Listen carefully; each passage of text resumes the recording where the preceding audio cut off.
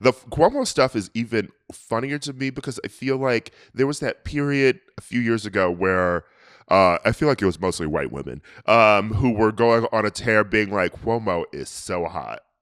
Like the whole Cuomo sexual movement. And now they should be embarrassed, but I don't think they are. Well, you can think somebody is hot and not have a clue that they're a creep. This happens. You were just talking about being gay. This happens all the time.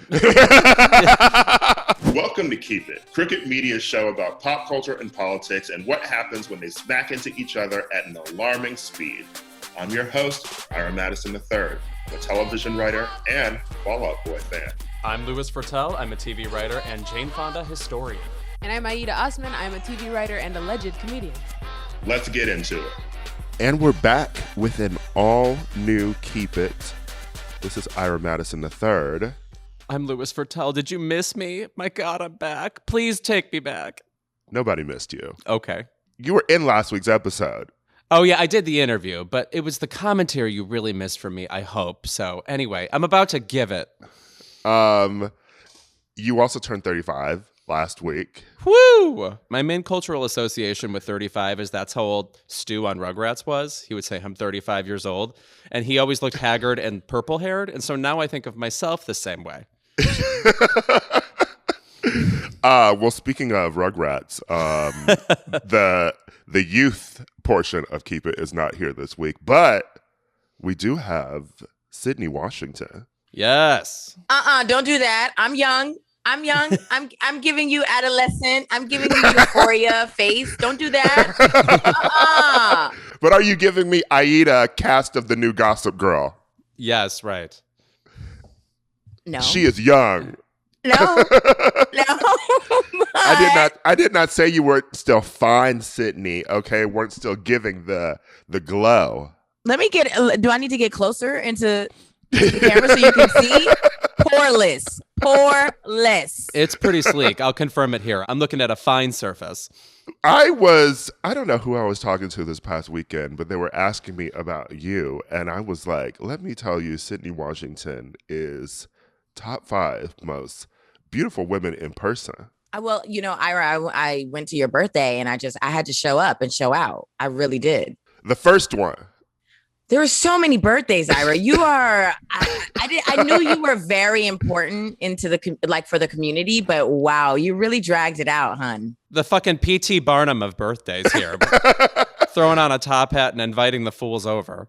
I just think that it was important to document Leo season this year, and I think all the girls feel the same. In late breaking news, Cuomo said he's resigning, and he said, wait a second. Wasting energy on distractions is the last thing that state government should be doing, and I cannot be the cause of that. Given the circumstances, the best way I can help now is to step aside and let government get back to governing. I'm screaming. This is too much.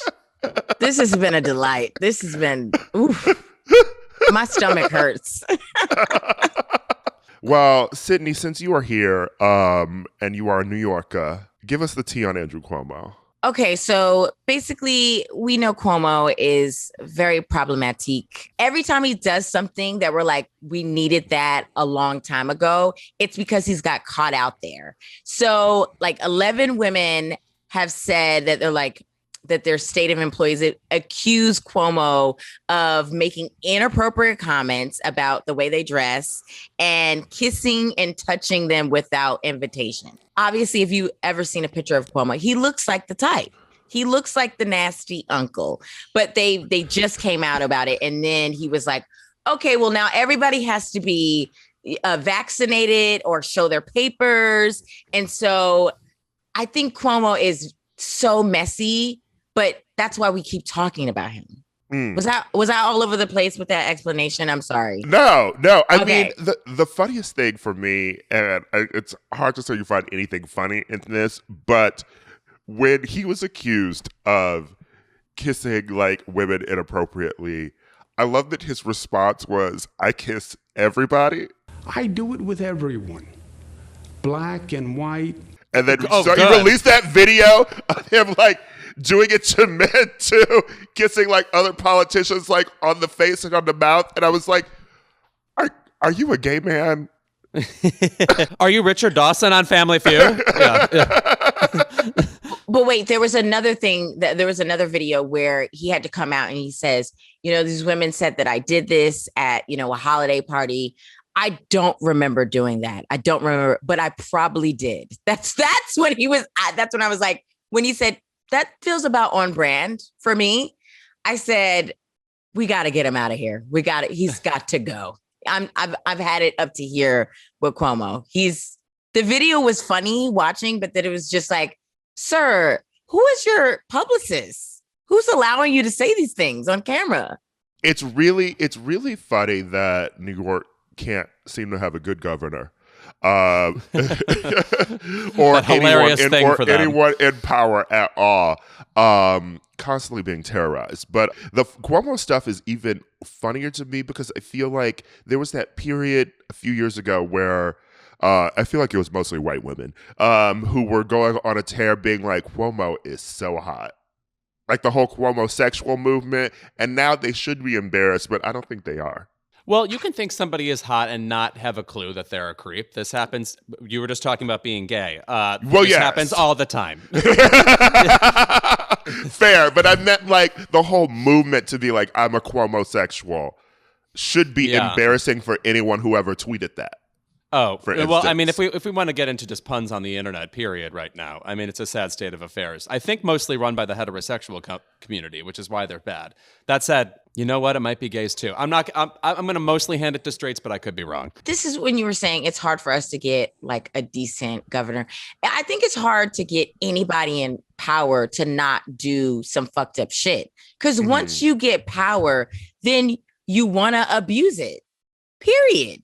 Yeah, I don't know.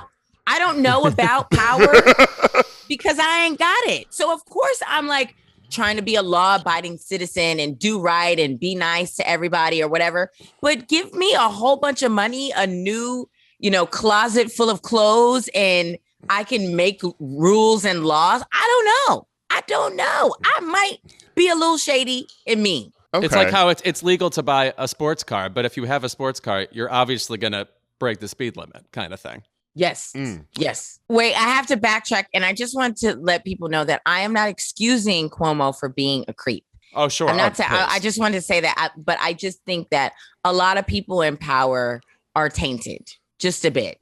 And so, but he's one of the few that I'm like, man, you just cannot keep it cute at all. It's always out in the open how bad you are. Also, I want to talk about real quick, if anybody's in a position of power, like president, mayor, just like really important titles, I don't think we should be talking about if they hot or not. I want stop sexualizing people who have really important jobs. We shouldn't be having that conversation. It's too loose. It's too. If we are having that conversation, it should be in a group chat. It shouldn't be on a Twitter thread. I don't want to see it. By the way, that distinction just needs to be made altogether, like things that actually belong in a group chat versus, I mean, I feel this way up just about, like, we talked about, like, speculating about celebrities' sexuality in a way. Among your friends, it's one thing, but if you put it out in the open, you're doing something else, like that the celebrity will then say. I don't know. It's just, you're right. There's something that, there are conversations that are appropriate only in certain contexts. Maybe he'll start tweeting again now, because he won't be busy. All right. He wasn't busy before either. It seemed like he was on vacay for a while. He's gonna write another book. Remember how he wrote a book about surviving like everything he did during the pandemic when he didn't really do anything? Now maybe he's gonna write a book about like surviving allegations. Oof. A lot of people could use that. Mm-hmm. Right. There should be a playbook at this point. So, yeah, there probably is one being passed around. Like Louis got it. Some people got it. There's a secret little handbook. Passed around like I don't know, like pamphlets in the 15th century. I don't know what books get passed around secretly. Look at you speculating about what a book is. Like Playboys in high school. There you go. Yeah. At the tree stump in the woods behind the school. Yeah. Selena Gomez picked a bad fight with the writers of The Good Fight.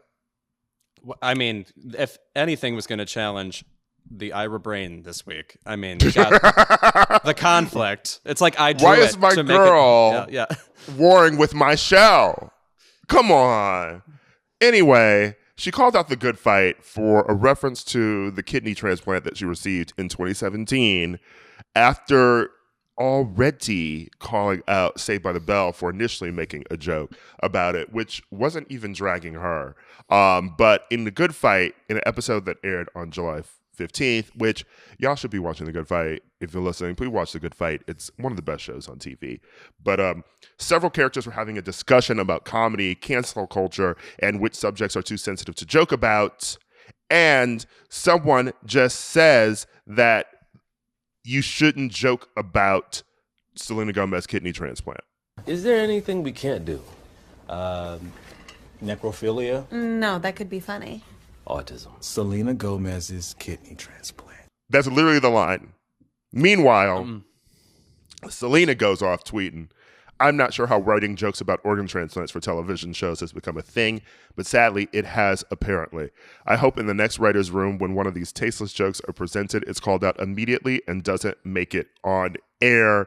Then she followed up the tweet with love to her fans, and then hashtag respect Selena Gomez started trending. Okay.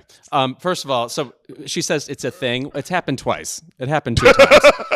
2 times means it's a thing. 3 times it's a trend. Those are the rules in journalism.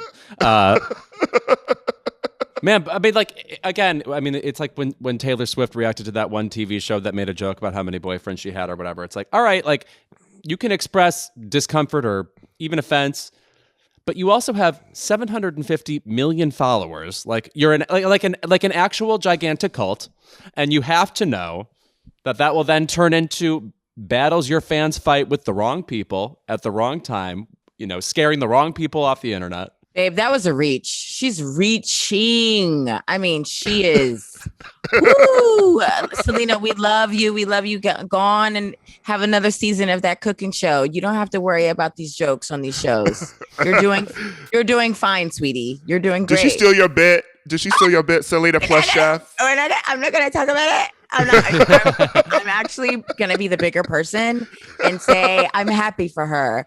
But she needs to not like it. That's how jokes work, babe. And it's not like, move on. You're good. I'm just going to also say that among body parts, kidney is one of the funnier ones. Just syllabically, yes. Like I want to say it to end a joke. So there's no offense to her. There's just something inherent about the organ itself that's also funny. Right. No one joked about her waking up in an ice bathtub like it's urban legend or something. But that has been a running joke too. So it's like, come on. Yeah. My thing is, this is the second time she's been mad about this, and the second time that it shows that her fans, and I guess her, don't have any sort of comprehension skills or are just really feeling themselves a bit too much, because both jokes were not at her expense. Right. Neither time. We talked about this with Saved by the Bell. The joke was not at her expense. The joke was about teenagers who don't know anything without being on their phone constantly. You know, it's like they kept mangling the story and what happened. And then the end joke was like, does Selena Gomez even have kidneys? You know, like they didn't know. And this then was literally saying, oh, don't joke about that. Like referencing the Saved by the Bell thing. And it's, baby, I don't even think she watched it. She didn't watch the episode. Somebody tagged her. Right. They tagged her. That's what usually happens is like, it's like playing telephone. Like they're getting like the watered down version of what really happened, and people are too lazy to actually go and do the research, and that's probably what happened. And now I have to worry that like Christine Baranski is afraid to leave her home or whatever. You know, are these girls sending like anthrax envelopes to the home of Audra McDonald? No. I don't know. And it's truly wild for me as a Selenator. A Selenator. I never know how to pronounce that word, but I'm a Selena stan. I enjoy her. I follow her on Instagram. The photos are always bomb. Her last album, really good. Yes. Listen, she did her, she did her thing. I've always enjoyed the music. I truly think she is also hilarious. It's wild to me that she can't take a joke because I think that she has amazing comedic timing. And it's also wild to me that you could be in a new Steve Martin series on Hulu and be working with Steve Martin and then turn around and be offended at somebody making a joke about your kidney transplant. It's like, girl, have you seen any of Steve Martin's comedy like throughout his career? Come on. Right. Also, I mean, weirdly, you know what I saw her in on a plane, just peeked at it, didn't watch the whole thing. Woody Allen's last movie, A Rainy Day in New York, which had Timothée Chalamet and Elle Fanning. And I don't mean to hang this on them, but they flop. I mean, Little Winona Ryder, Timothée Chalamet fucking flopped. And Elle was lost and is still 14 somehow. And then Selena comes in and she makes the weird, very quaint, very anachronistic dialogue work. I mean, it's just something I didn't expect from her. I know she's like a veteran of Disney, etc. But no, it was like it was a sophisticated reading of the character. I mean, the thing that is really flabbergasting. I'm using this word. I like for it. me, Yeah. Thank you. For me, it's just like trying to reconcile, like who people really are with like what they give you. And it's just like, I think the comedic timing is perfect. Like she's so funny. And like you said, she does seem to have like a very sophisticated take on material, which you would not expect from, like a child star. But she does. I think she's very talented when it comes to acting and being funny. But also on the flip side, she don't know what funny is and she can't take jokes. So what's good? The range. I love the range for Selena. She's she's doing what she can. Speaking of tagging celebrities and things, it's just making me think of last week when Gossip Girl referenced Jamila Jamil. And they one of the characters was being canceled, and then someone else said, "It gets worse. Jamila Jamil just defended you," and that was funny to me because someone tagged her and was like, "Oh, did you see the new Gossip Girl? They referenced you," and she responded like, "No, I haven't. I heard the Gossip Girl reboot was really bad," and I'm like, sis. And then next, when she had seen the clip, she tweeted like, "I'm sorry, Julian," like referencing the character, being like, "I'm sorry, I defended you," like playing along with the joke. I'm like, but girl, we just saw that you don't watch the show. You thought it was bad. So why are you now tweeting about it like you're like part of the joke? Like, don't fake the funk. She loves the mess. She stays on top of it. She works overtime, and we have to give it for JJ. JJ stays in the building. Her fingers stay typing on the Twitter. It's impossible to read her on Twitter or Instagram not in a side eye. Like, you have to be reading it with your head tilted a little bit. Like, oh God, here it comes again. She stays ready, okay? I heard it's not a good. I heard it's a terrible season. Work, bitch. It's moments like those that make me then flip and be like, you know what? I feel like I have to stand. Yeah, honestly, just a little. Because even like when we were talking about Chrissy was like shook about being like represented as the good girl. This, I feel like Jamila like gets to walk that line between like being the activist, but also like people constantly dragging her, and she just like she walks that line. Let me tell you, she's never not busy. She is always, she always got something to do, and I adore her for that. Right, it's like some people are booked and busy. I think even when Jamila's not booked, she's busy. Yeah. That's merch. That's merch. Unbooked but busy. Yeah.